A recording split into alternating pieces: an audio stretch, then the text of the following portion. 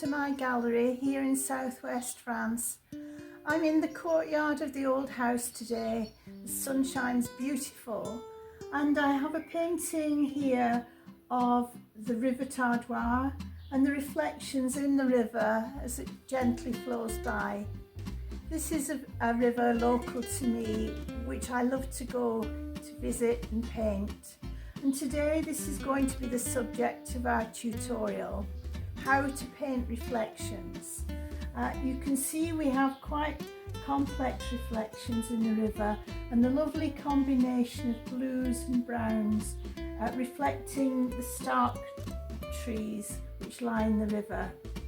So this is going to be our subject. We're going to start right from the beginning with the first washes, taking it through to the detail that we need to give the impression of the reflection. Reflections are something we often don't see, they're just there, and it's a wonderful thing to paint. So let's paint. So now you see I have everything prepared. On the table I have 4 palettes, a predominantly blue palette here with burnt sienna, permanent rose with a hint of ultramarine blue, a yellow palette with transparent yellow, and at the far end of the table I have my essentially green palette with transparent yellow and Winsor Blue green shade, Payne's grey and Winsor Blue red shade. The picture is here for reference and it's obviously much larger than the format we're going to use today. I have the paper here that I'm going to use, which is a rough grain, and I'm not going to stretch the paper. I'll put it on a board. I'm going to work quite quickly to begin with a series of washes, and we always start with the palest of colours. So here we have greys fading into a pinky violet, light green coming down to the bank of the river, and we want to replicate the lighter colours in the river itself. This is just the basis. I'm not going to worry at all about the trees at this stage, they will go in later. So follow me as we start our first washes. So we're starting our painting by wetting the paper. It's a rough grain Arches watercolour paper, and I'm not taking too much care over covering the paper totally because I want the effect to be uneven. This isn't a sky, this is undergrowth, trees and background cover, so it doesn't need to be even. But I am now using a hake brush for the lower part of the picture because this is going to be our water, our river flowing by. So we have 2 areas with different degrees of wetness. There's still some dry areas, but that's okay for the subject, that's going to work. And I'm starting off with a very pale diluted grey, a combination of Payne's grey and burnt sienna, just to give the absolute background. And now going in with a hint of pink, again very diluted. This is the background. We don't want any strong colours at the moment, but we just want to lay the foundations for this picture. And now similarly diluted we have the green, a combination of Winsor Blue green shade and transparent yellow, and just letting it run on the wet paper. This is all very loose, but it's all applied in a horizontal fashion. This is very much a horizontal picture. And now I've chosen to add just a wash of transparent yellow. This is going to be our point of light in the river, so we don't want it to be too dark.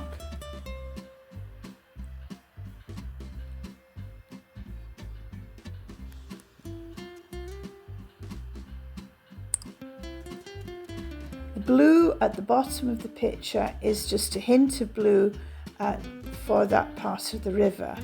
And whilst the painting's damp, I can add a hint of more grey trees in the background, just with a smaller mop brush.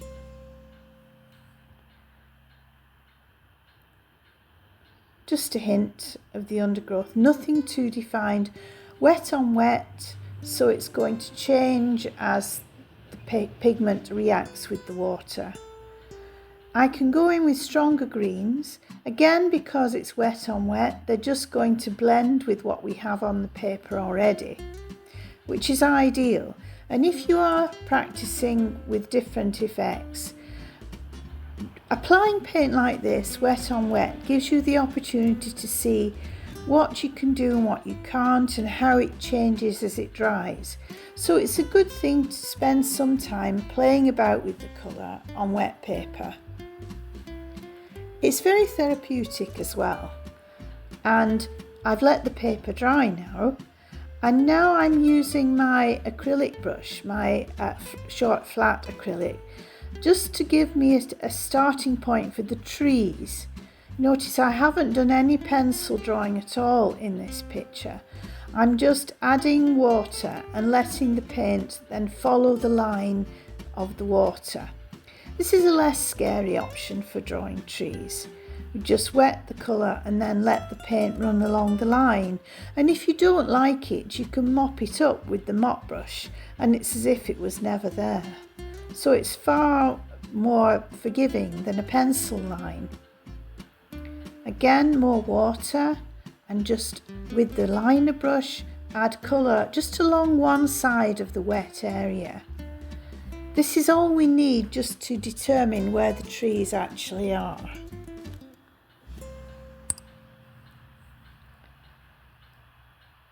This picture, of course, is not going to be as complicated and detailed as the model that we're using. But I hope I'm going to give you all the different elements and stages of the painting so that you can have a go yourselves. The trees in the background, of course, don't go as far down. They disappear in the greener part of the wash that we've already applied. Now I can get a bit bolder with the colour, again using the burnt sienna Payne's grey mix, but this time stronger, to add shading. This is the limit of the river bank, and so it's always darker in this area. And because the paper is still wet, it means that the colour can go on and I can move it and use it as I want. Working on wet paper is much more forgiving than working on dry paper. And I can move the colour at will, just to define the bank of the river.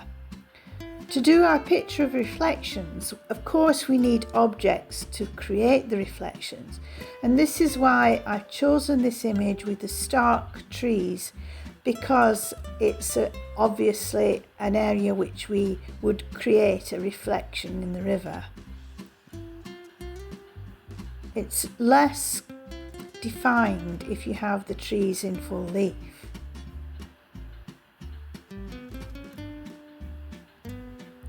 Now we're putting extra green into the background just to give depth to the picture and to anchor those smaller trees, well, further away trees that we have in the distance. Painting's still wet, paper's still wet, so therefore my greens can go in. Make sure that if you are painting a background and you have objects such as trees in front of that background, that you have this continuity and the greens continue beyond the objects. So there you see I'm putting greens in between those two trees so that we know that that's continuing in the background.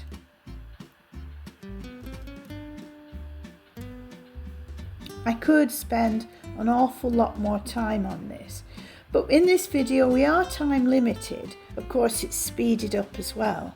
But I don't want to dwell too much on this area, rather spend more time on how to create the reflections.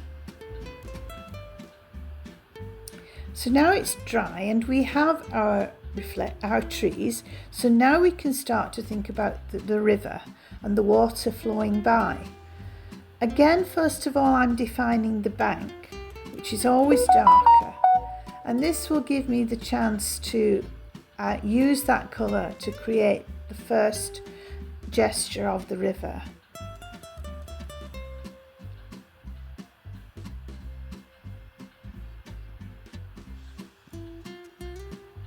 Still using Payne's Grey and Burnt Sienna at this stage, but soon I want to introduce some blues which are going to reflect the grassy area beyond.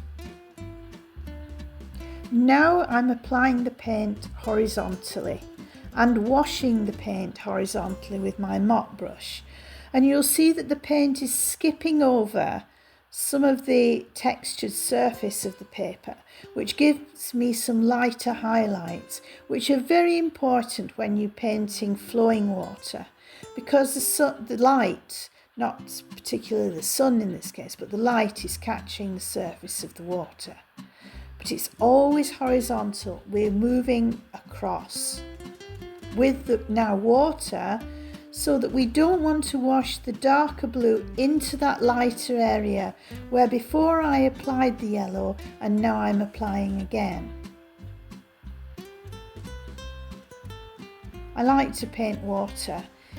It's a challenge always, but if you always go horizontally and let the water help you out, suddenly you have a flowing river, which is magical. Just using the brush quite with not a lot of force, but some force, and you can see the areas which are still left white because of the texture of the paper. Now I want to add my reflections of the trees, so I'm using a liner brush, and again just horizontal brush strokes, but this time I've turned the painting on its side so I can create the symmetry of the reflection corresponding with the tree, which is creating the reflection. It's easier to do if you do it sideways, so I found. We're back to our Payne's Grey Burnt Sienna mix for this, and of course the background trees are not going to create the same value of reflection as the nearer ones. And now I can turn it the right way around, just check that I have the reflections in the right area. Now this is a little trick that I've discovered using my acrylic flat brush and a ruler, just so that I get the water absolutely horizontal and not going uphill. I use the ruler just to take out a little bit of colour, and then I can follow that line to brush across and disturb some of the paint. And this brush is very good at doing that. It kind of smudges the paint and gives a ripple effect, which you can see in the image. Now it's dry, I'm adding more darker colour and darker detail in some areas. As I already said, we could really go to town with this detail, but this video is all about reflections, and so I'm concentrating on that. Again, I'm going in with more blue, again applied horizontally, just washing across. The liner brush we can use to redefine some of the individual reflections which we've lost by moving the colour a little. The thing about painting water is that you can go over it again and again. If you don't like the effect, you can wash over it and use the acrylic brush to move it and then redefine. So if you don't like the effect, don't give up on it right away. Now I'm adding a little ripples of blue on the right hand side. And at this point, I think I'm going to leave it. Thank you for watching my video. I hope you enjoyed it. Please don't forget to like and subscribe and leave any comments you may have. I just want you to enjoy your watercolour painting and painting reflections is a very enjoyable and rewarding process. I hope you agree. Till the next time, happy painting. Bye.